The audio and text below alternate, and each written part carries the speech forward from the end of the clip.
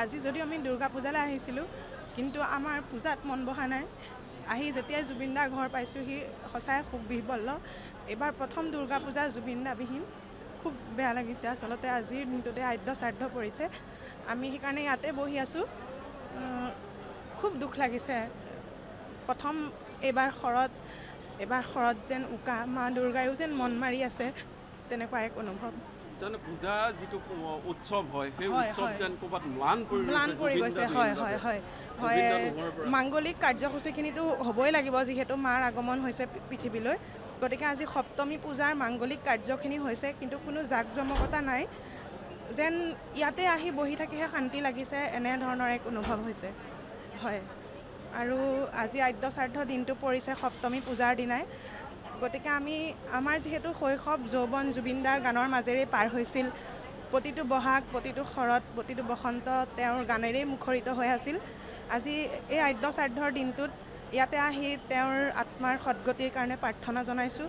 আৰু যি দোষী তেওঁ যেন শাস্তি পাওক, আৰু এই মা দুৰ্গাৰ আগমনে এই দোষীক শাস্তি দিয়ক, আৰু এই নিৰ্দোষী মানুহজনৰ আত্মাই শান্তি পাওক, এয়াই কামনা কৰিছোঁ। আজি যদিও আমি দুৰ্গা পূজালৈ আহিছিলোঁ, কিন্তু আমাৰ পূজাত মন বহা নাই।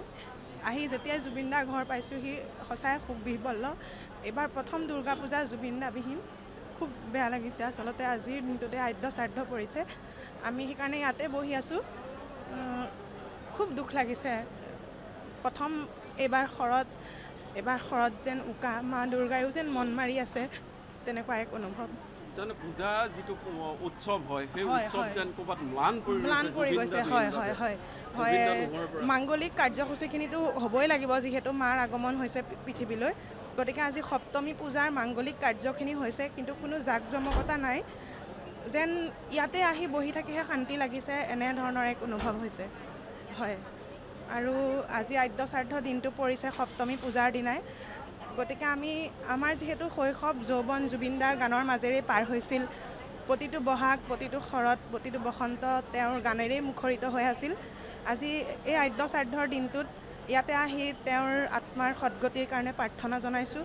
আৰু যি দোষী তেওঁ যেন শাস্তি পাওক, আৰু এই মা দুৰ্গাৰ আগমনে এই দোষীক শাস্তি দিয়ক, আৰু এই নিৰ্দোষী মানুহজনৰ আত্মাই শান্তি পাওক, এয়াই কামনা কৰিছোঁ। আজি যদিও আমি দুৰ্গা পূজালৈ আহিছিলোঁ, কিন্তু আমাৰ পূজাত মন বহা নাই। আহি যেতিয়াই জুবিন দাৰ ঘৰ পাইছোঁহি সঁচাই সুখ বিহ্বল। এইবাৰ প্ৰথম দুৰ্গা পূজা জুবিন দা বিহীন। খুব বেয়া লাগিছে। আচলতে আজিৰ দিনটোতে আদ্য শ্ৰাদ্ধ পৰিছে। আমি সেইকাৰণে ইয়াতে বহি আছোঁ।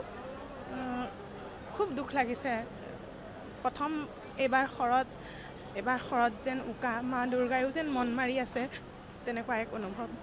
পূজা যিটো উৎসৱ হয়, সেই উৎসৱ যেন ক'ৰবাত ম্লান পৰি গৈছে।